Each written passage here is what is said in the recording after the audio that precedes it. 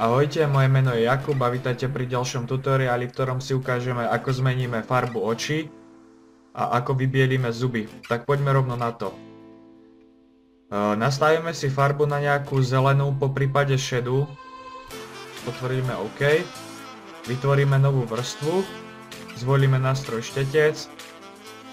Krytie dáme na 100%. A zamalujeme jednu časť oka a aj tú druhú. Ďalší krok, z normálneho nastavíme na soft light a následne klikneme na saturation a stlačíme Alt a klikneme na vrstvu pod tým. To znamená, že úpravy, ktoré sa budú diať na tejto maske, sú pridelené len týmto očiam, vlastne tým častiam, ktoré sme si vyznačili. A teraz už je len na nás, akú farbu zvolíme. Ja to priblížim, aby ste to lepšie videli. Farba očí sa nám naozaj mení. Ja by som jej nehal modré. Tak. Teraz keď to oddialím, môžeme to porovnať.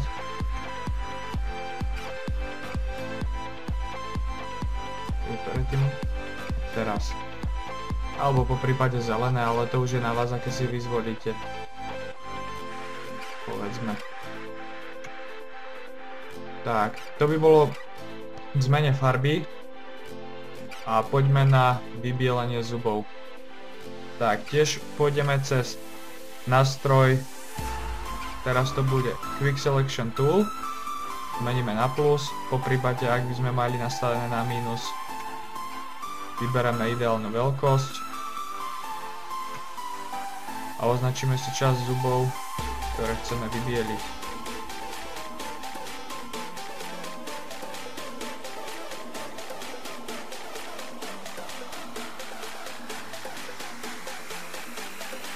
Vidím, že nám to označilo aj túto hornú časť. To by vyzeralo trošku smiešne, tak si ju označíme zase pomocou tlačidla minus.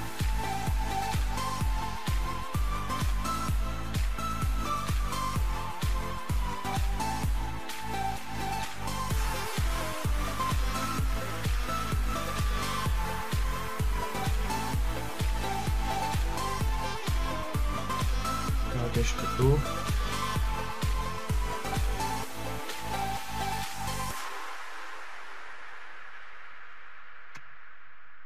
No, viem, že tu som to trošku prehnal, tak to zase vrátim naspäť.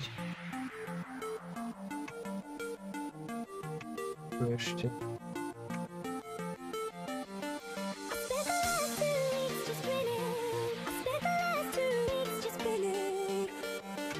Tak, ja si myslím, že by to mohlo byť.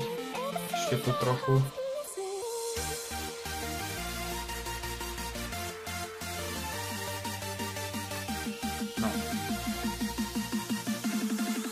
Prepneme na úpravy a znovu pôjdeme cez ikonku Saturation